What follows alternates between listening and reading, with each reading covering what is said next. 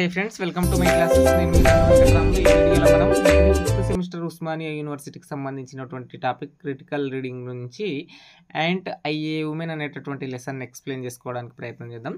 దీనిని సోజర్నర్ ట్రూత్ అనేటటువంటి రచయిత్రి రచించడం జరిగింది. ఇది ఉస్మానియా యూనివర్సిటీకి సంబంధించినటువంటి డిగ్రీ 5th సెమిస్టర్లో ఉండడం జరిగింది, గుర్తుంచుకోండి. ఇక్కడ లెసన్ టైటిల్ నేమ్ చూడండి, అండ్ ఐఏ ఉమెన్ అనేటటువంటి అంశాన్ని చెప్పడం జరుగుతుందన్నమాట. సో లెసన్ టైటిల్ నేమ్ చూసినట్లయితే నేను స్త్రీని కాదా, నేను మహిళను కాదా అనేటటువంటి టాపిక్ని ఎక్స్ప్లోర్ అవుతుందన్నమాట ఈ టైటిల్ నుంచి. అయితే డిగ్రీ 5th సెమిస్టర్లో ఉన్నటువంటి క్రిటికల్ రీడింగు మొత్తం 3 యూనిట్ల నుంచి 3 ఉంటాయి కదా.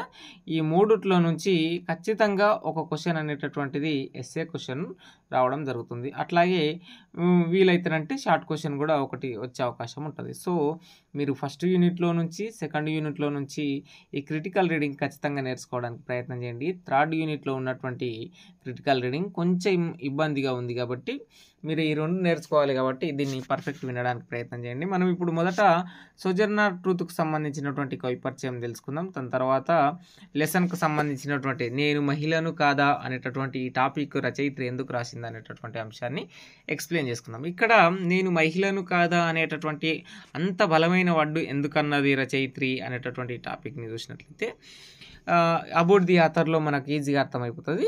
సోజర్నర్ ట్రూత్ గారు 1797 సంవత్సరంలో జన్మించడం జరిగింది. 1883 సంవత్సరంలో మరణించడం జరిగింది. Was a powerful advocate for both abolition and women rights in 19th century America అని గుర్తు రాగానే ఇట్లా యాంటీ స్లేవరీ మూవ్మెంట్లో జరిగింటాయి. మీరు డిగ్రీ 5th సెమిస్టర్లో ఇదే సిలబస్లో బరీమీన్ ఏ ఫ్రీలాండ్ అనేటటువంటి ఫ్రాన్సిస్ ఎలెన్ వాట్కిన్స్ హార్పర్ గారు రాసినటువంటి దాంట్లో కూడా నన్ను స్వేచ్ఛ సమానత్వమున తన ఖననం చేయండి అని ఎట్లా ఉంటుందో యాజ్ ఇట్ ఈస్గా ఇది కూడా నేను స్త్రీని కాదా, మాకు హక్కులు లేవా అనేటటువంటి టాపిక్. ఇక్కడ మీకు ఒక లెసన్ థీమ్ చెప్పడానికి ప్రయత్నం చేస్తా చూడండి. ఉత్తర అమెరికా, దక్షిణ అమెరికా అనేటటువంటి 2 టాపిక్లు ఉంటాయన్నమాట. సో ఈ ఉత్తర అమెరికా అనేటటువంటి ప్రాంతంలో ఉమెన్కు సంబంధించినటువంటి హక్కుల కోసం పోరాటాలు జరిగినాయి. సౌత్ అమెరికాలో బ్లాక్ వైట్ మధ్య వైట్ పీపుల్స్ యొక్క ఆధిపత్యం ఉండడం చేత బ్లాక్ పీపుల్స్కి కనీసం ఫ్రీడమ్, ఈక్వాలిటీ కోసం పోరాటాలు జరిగినాయి. సో తను 2 అంశాలను రిఫ్లెక్ట్ చేస్తూ ఈ స్పీచ్ ఇవ్వడం జరిగింది.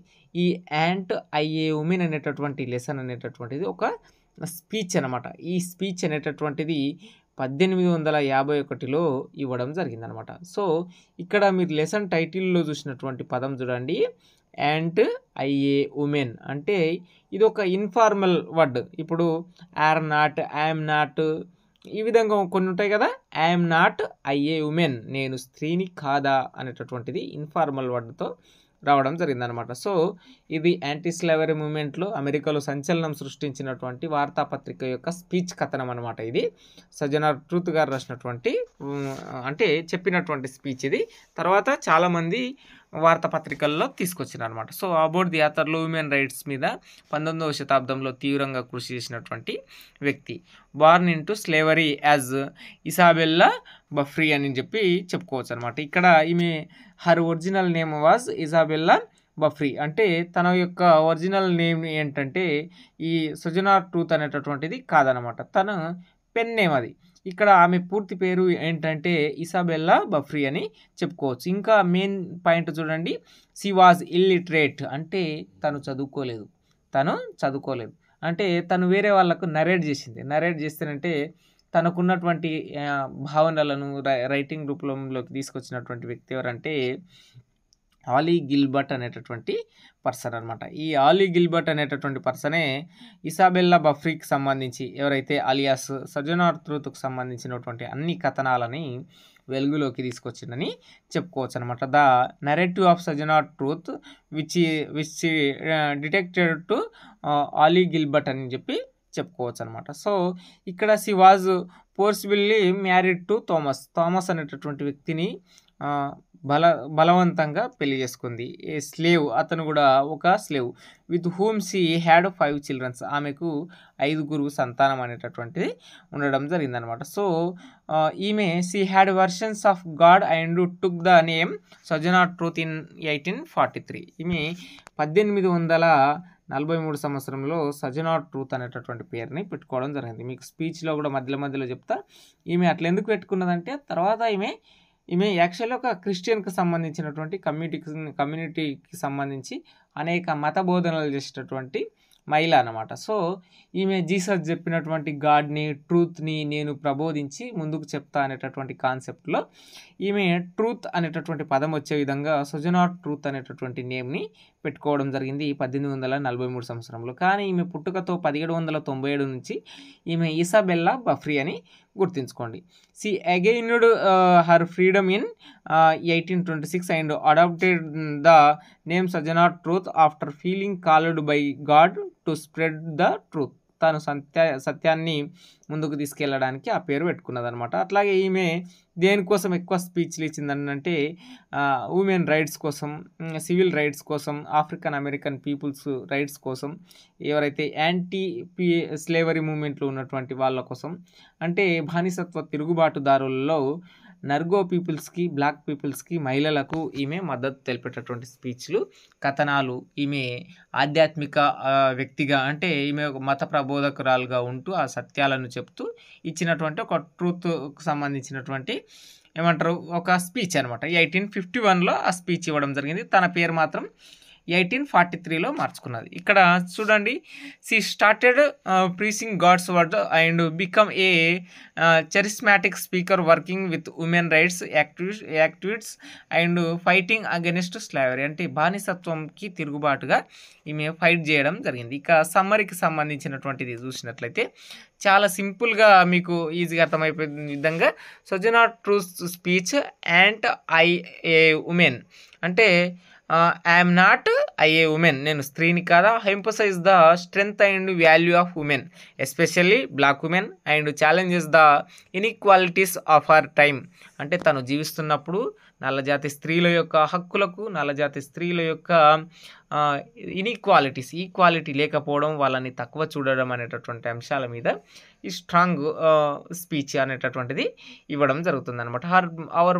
Her powerful message reminds us to continue the fight for equality and respect the dignity and rights of all people. అంటే అందరూ వ్యక్తులకు డిగ్నిటీ అట్లాగే మంచి మెసేజ్ని ఇచ్చేటట్లు చెప్తుందన్నమాట. ఈ యాంటీ స్లేవరీ మూమెంట్లకు సంబంధించి మనకు ఎవరైతే అబ్రహాం లింకన్ గారు కూడా పనిచేసినారు కదా, ఆ ఇమేజ్కి సంబంధించి వీళ్ళందరూ ఒకటే సెక్షన్ పీపుల్, ఒకటేసారి ఈ నర్గో పీపుల్స్ కాబట్టి black peoples women rights, civil rights కోసం పనిచేసినటువంటి వాళ్ళు.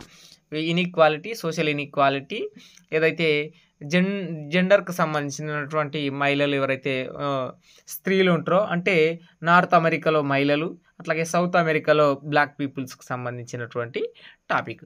ఇక ఇందులో ఒక 3 కాన్సెప్ట్లు చూడండి: physical and labour equality, intellectual equality, spiritual and moral equality. ఈమె ఒక మత ప్రబోధకురాలు కదా, సో ఇక్కడ స్పిరిచువల్ అండ్ మోరల్ ఈక్వాలిటీ అనేటటువంటిది కూడా రావడం జరిగింది. ఫిజికల్ అండ్ లేబర్ ఈక్వాలిటీ అంటే ఏంటంటే ఆఫ్రికా నుంచి అమెరికాకి తీసుకొచ్చినప్పుడు వాళ్ళందరినీ తీవ్రమైన అంటే బొగ్గు గనుల కింద, విండ్ మిల్స్ కింద, నదుల కింద, గుర్రాలను మేపేదాని కింద, ఇండ్లలో పనిచేసేదాని కింద చాలా రకాలుగా ఉందన్నమాట. సో దానికోసం పనిచేసింది.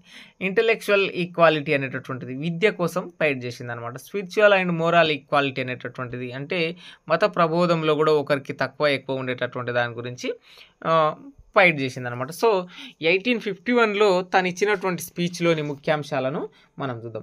1851లో తను ఇచ్చింది కదా, 1843 నుంచి ఈమె సజనా ట్రూత్గా పనిచేస్తూ అనేక యాంటీ స్లేవరీ మూమెంట్లలో పాల్గొన్నది అనమాట. సో ఈమె ఒరిజినల్ నేమ్ ఏంటి? ఇసాబెల్లా బఫ్రీ అనమాట. ఈమె ఎక్కడ అమెరికా ప్రాంతంలో ఉమెన్ రైట్స్, సివిల్ రైట్స్ కోసం, నర్గో పీపుల్స్ యాంటీ స్లేవరీ మూమెంట్లను చేస్తుంది అనమాట. దేనికోసం? ఈక్వాలిటీ కోసం అనమాట. సో తను ఏమని చెప్తుంది? నేను స్త్రీని కాదా, మేము మహిళలం కాదా, మేము గుర్రపు బళ్ళను ఎక్కలేమా, మేము మురికి గుంటలను దాటలేమా, మేము ఉప్పు బస్తాలను మోయలేమా, మేము మీరు తిన్నంత ఆహారం తినలేమా, మీరు ఆడినంత గేమ్స్ని మేము ఆడలేమా, మీరు ఎత్తుకున్న బరువులను మేము మోయలేమా, ఏదింట్లో మేము తక్కువ, మేము స్త్రీలము కాదా అనేటటువంటి టాపిక్. ఈ 4-5 వర్డ్స్ జస్ట్ 4 వర్డ్స్ అని గుర్తుపెట్టుకోండి. ఫుడ్డు, అట్లాగే వర్క్, అట్లాగే వాళ్ళకి సంబంధించినటువంటి ఎడ్యుకేషన్, అది వాళ్ళకి సంబంధించినటువంటి రెస్పెక్ట్, ఇవి అన్నిట్లలో మేము పురుషుల కంటే దేంట్లో తక్కువ అని చెప్పినటువంటి కాన్సెప్ట్తో ఈమె ఫైట్ చేస్తుందన్నమాట. ఇక్కడ నార్త్ అమెరికాలో ప్రాంతంలో హ్యూమెన్స్కి సంబంధించి, కింది ప్రాంతంలో బ్లాక్ పీపుల్స్కి సంబంధించినటువంటి టాపిక్ ఉంటుంది కదా.